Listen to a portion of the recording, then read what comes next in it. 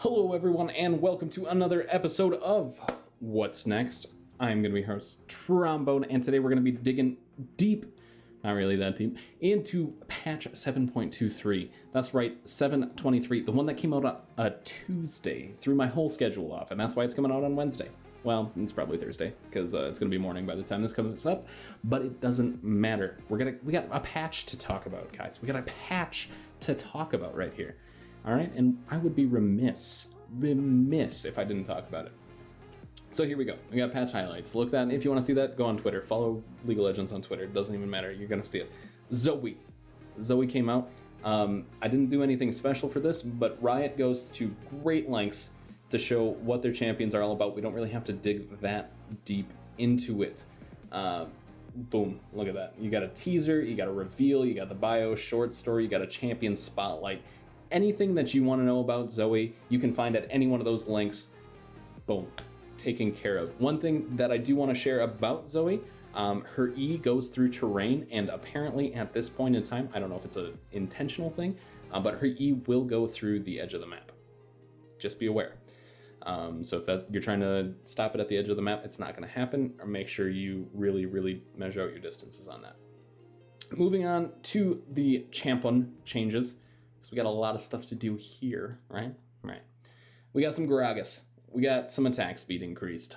Boom. That's not anything big. Maybe his clear's a little better. You're not going to see much difference in bronze. A bronze Gragas is not going to take advantage of that attack speed difference. Maybe at higher elos, I still doubt it's going to push him to the top tier. However, it happened. Be aware. All right.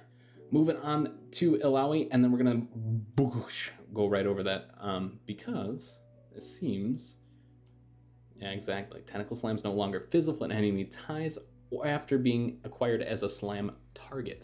Boom. See, bug fix. Why are we even covering this? Moving on to the big one, in my opinion. I play some bot lane from time to time. Anyway, the Jinx. She has her E, her Flame Choppers, right? A really actual nice buff to this is enemies rooted by Flame Choppers now have an in-progress movement ability stopped. Oh, okay. So it's not how I read it. It's not how I intended. It does not stop champions from being rooted while they're in progress, but if they are enemies rooted, no, it works exactly how I read it. Okay, I'm sorry. So if someone dives you, they're using an in progress movement ability. You got, like, I think anything shy of a flash or a Ezreal blink, because I believe that's a blink. Any A to B spell is going to be stopped, just kind of like a Vigar cage. Same concept in a straight line, much smaller. Jinx. She was really solid beforehand.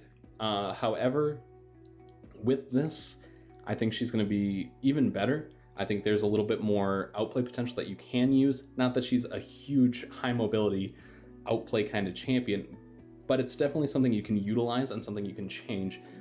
Something that I'm actually really excited about. So, Jinx.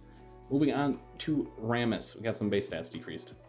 This is actually going to be a lot more than you think it is. I think Rammus was a really top tier jungle when the new runes came out. This is just going to kind of put him back in place, put him back in where he really should be. Be aware, he's still going to be really powerful. It's not going to knock him out of the meta, but it's going to put him more in line. Moving on to Shyvana. Base AD moved down from 69 to 66. Gonna do a couple different things for her. It's gonna bring our Q damage down level 1. It's gonna bring our clear down just a little bit. It's gonna be a little less of an early game dominant jungler, which is nice, something we can all look forward to. However, is it gonna bring her way out of the realm of relativity and, like, relevance? Hell no. She's gonna sit right where she is. So that's something probably don't have to worry about. Moving to Talia, her health growth stat and her armor growth stat are both increased, which is really nice. Talia was in a really strong place, debatably, before the preseason hit. So to see her get a couple buffs, get her in the right direction to a place where she was, kind of fringe, but still pretty on meta when you had the right comp to execute with it, that was really nice to see. Again, outside of the pros and really high level, probably not going to see much of a difference at all. And the difference that you're not going to see, because now that I think about it, it's just going to be what she was before the preseason. So unless you're already there and you're going to notice it now, there's not much here. 722 balance updates. This is just kind of putting everybody right where they should have been. Sona got knocked down, which is good. Solid. Ornn got some nerfs, which I never thought I'd be saying. Well, eventually, but not this soon. So you got some extra damage from bonus armor and magic resist. A lot of that can come out of runes. They knocked that down a bit. Plus, they upped his base armor because he was a tank in the top lane. Ivern. He's still pretty lost because, again, Ivern doesn't have any keystones that are particularly amazing for him. Putting his trigger shield up, or his trigger seed shield up, doesn't really give him that. Better utility, yeah, not that much.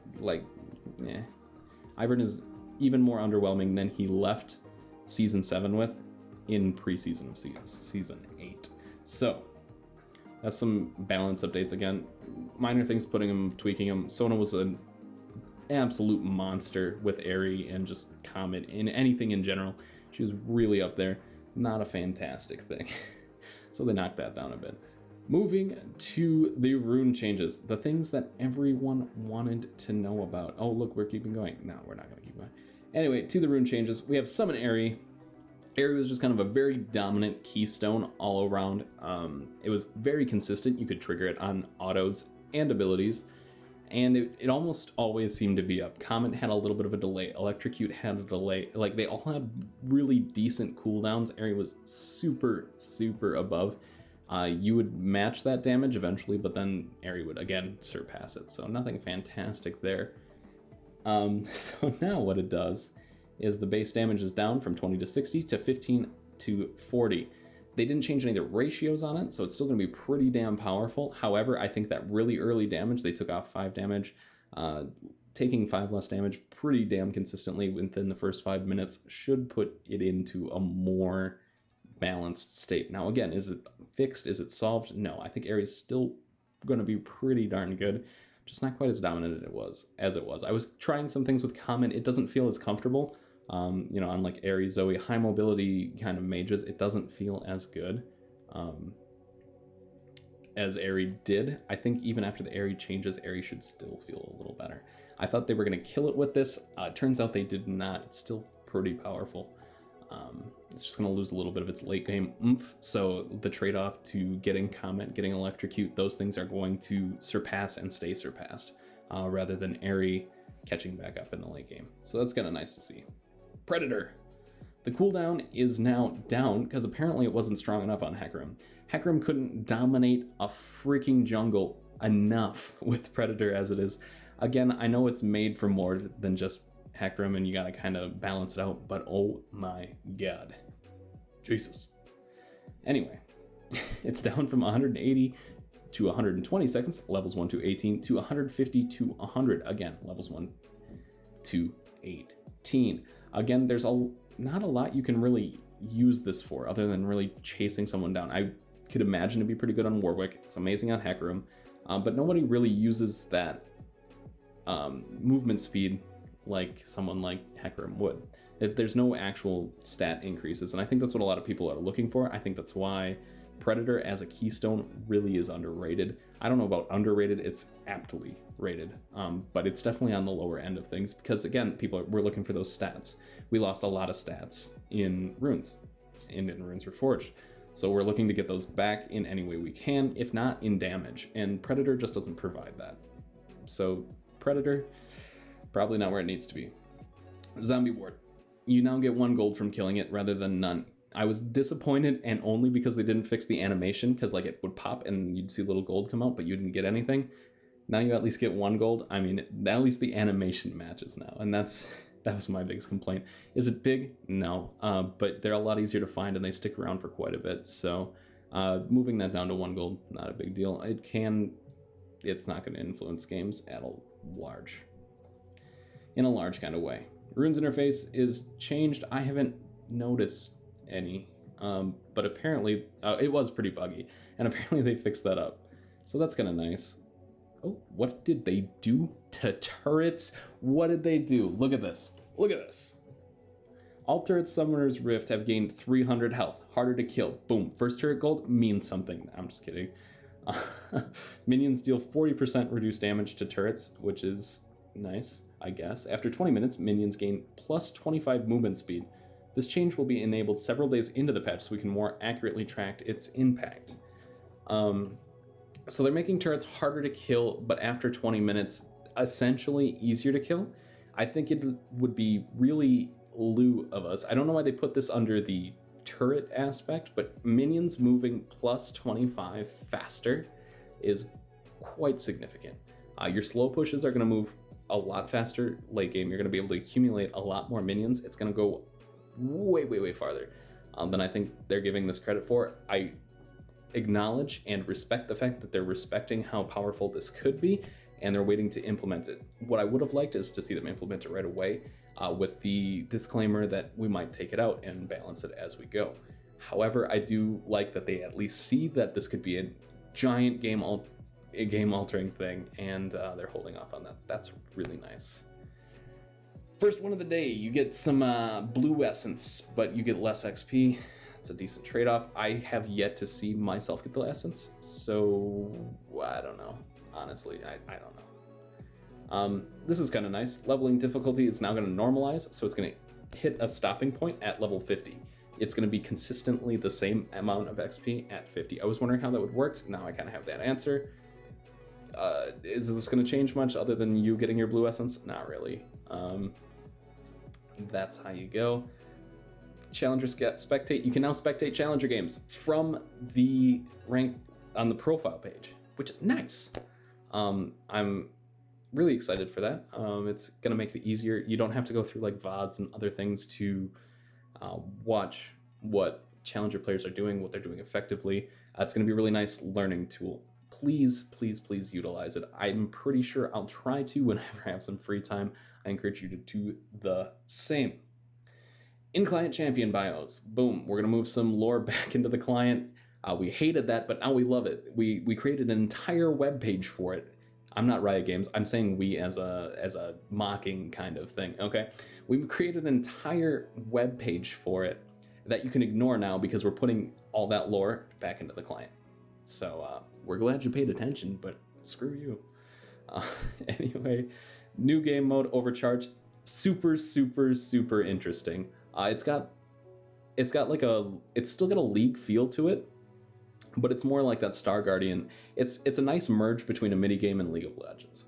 It's something that I think they did really well. It's somewhere between Darkstar Singularity, which was just super minigame, super and the Star Guardians skin minigame that they made.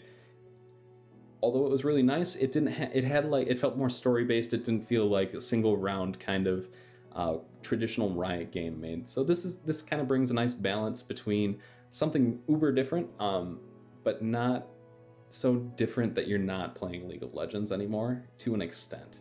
It's a different feeling. It's more like the Blood Moon, actually, is what it reminds me most of. It reminds me most of Blood Moon. So if you liked that, you're probably gonna like this. So that's pretty nice. A lot of bug fixes. We're not going to cover those because I'm sure they just made the quality of the game better. Your client is probably going to be more buggy than it normally is, and that's just a thing we have to accept now in preseason.